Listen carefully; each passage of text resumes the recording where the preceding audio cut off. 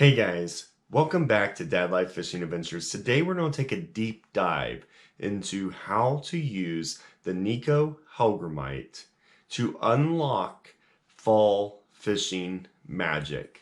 So we had been on kind of a downward trend for about a week and a half where we stopped catching big fish, then we stopped catching any fish, and then we added this piece in, and it really put everything back together. It put the final pieces in the puzzle to get us back on the fish and back on size of fish. So it's one thing if you go out and fish a creek and you're just catching littles, you're getting some action, that's all cool and stuff. But we're looking to catch big fish. And we love catching big fish. We want to have size. We want to know that in between all the littles, you got a chance in something big. So before we got into this time, it was topwater heaven at the beginning of the fall. Then it was swim bait action with the rage tail, and then it cut loose. Just wasn't anything going on.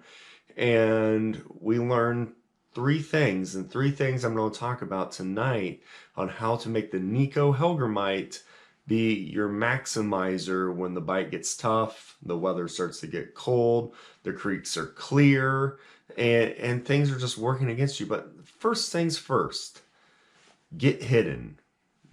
No more going down the creeks.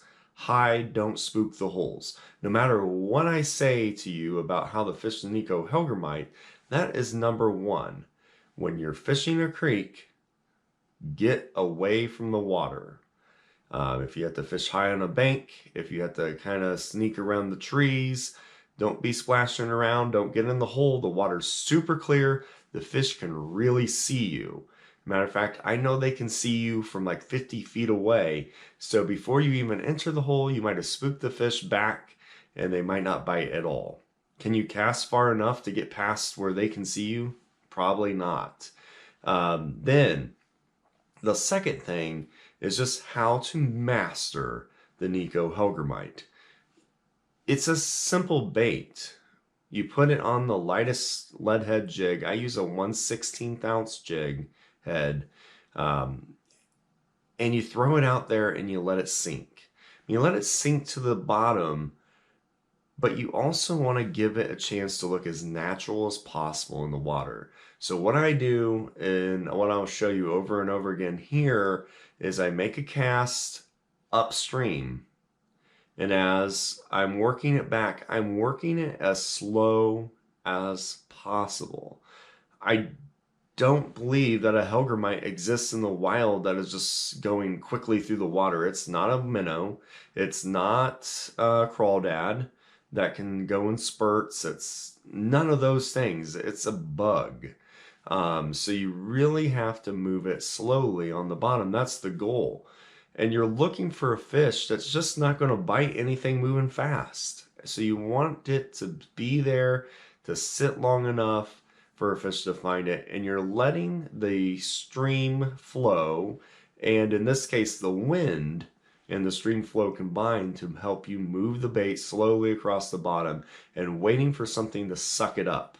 So that's how we were getting the bites, is just really all of a sudden something would suck it up and the line would pull tight. So let's hit the water and show some examples of how this is going to work, and we'll work your way through this and go through some little pointers along the way.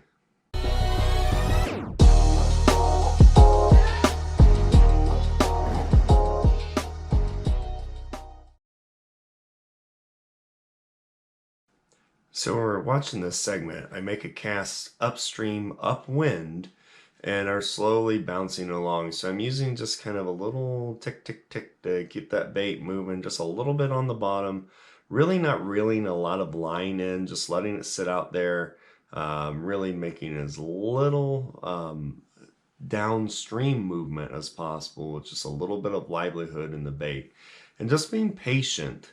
When I found out that it wasn't going to get a hit right away very often, so you weren't going to throw the bait in and the fish was going to run after it and grab it. That's more of a springtime or early fall process. So once we get to the end here, Start to see Reese grabs a nice little rock bass, and then I turn and like normal with the Hellgrammite, boom, there's tension on the line, and get our first decent smallmouth using this technique, which is pretty awesome. And here's the fishing joke of the day. Why is fishing such a great business? Because of the net profits. Back to the action. So here we made a similar throw upstream, upwind. And again, we're going to throw this kind of really slow, calm, almost not even moving the bait, just letting it kind of move around. And you can see that we're perched up high, like really kind of like hunting. We're like up in a deer stand, waiting for the fish to come by.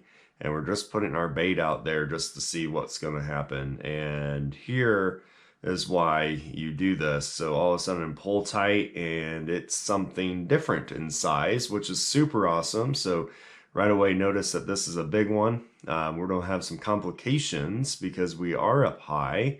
And if you're going to try to deadlift a 3-pound bass approximately up 20 feet on an embankment, and then as you're watching, that was super cool to watch because you can see another fish of similar or slightly bigger size swimming around with it. If we weren't in such a precarious situation where I knew that we would be getting tangles and all sorts of stuff, it would have been a great time to throw that second bait out there and see if we could have found him. I think maybe we set the hook in a fish that was a little bit bigger later on in this trip using the same technique. So Reese helps hand line this one up, deadlifting it, and we were blessed that it came up. I tell you, the hook and the Hellgrammite, the Hellgrammite just hung out perfectly in this. The hook through the tugging fell out as soon as Reese lipped it, but it was super awesome. But this technique works for action with small fish and works for big fish, and that's just proof in the pudding that hiding up high and fishing that Hellgrammite as slow as possible make this all come to fruition. Here's another example. Again, the same cast. This process just worked over and over and over again. And we were fishing a deep hole segment where there was a concentration of fish. There was a lot of carp swimming around. Reese was hoping to catch a couple of those while we're there. So we knew the congregation of fish was to our advantage in this process. And again, got a good one, just being patient, not being so active. I think if we moved that bait too fast, we wouldn't have got any of these fish. So that really slow, patient process got the action, got the same amount of action on a hot, awesome day when we're fishing topwater. You just have to burn a lot of holes to get a bunch of fish. Here, we just have to keep grinding each cast out, and all of a sudden you're going to get action. And we did get a couple times where each cast we got a fish for a little bit, which was pretty cool. So here's another solid tanker, another smallmouth from a creek following that technique. Thanks guys for watching this video. It was a lot of fun learning about this process, hiding up high, putting the Hellgrammite on and fishing it slow, and fishing it upstream and allowing that wind and that current, even very slow, to naturally make the bait move through the water column. That was the way to get the fish. Any fast action in this conditions that we are in mid-fall, things are really shut down. That topwater bite action really had stopped, and we're kind of in the middle of the early winter timeline. And small baits, slow action, the Nikko Hellgrammite just won it again. It's a dynamite bait all year long, but it's a super dynamite bait in this condition. So with that, thanks for watching this video. I hope it was helpful. Hope it's a technique that will help you catch more fish as we get later in the year, and use it to your advantage. It makes fisheries that you might just check off and be like, "Yep, it's done." The top water bite or the swim bait bite or whatever shuts off.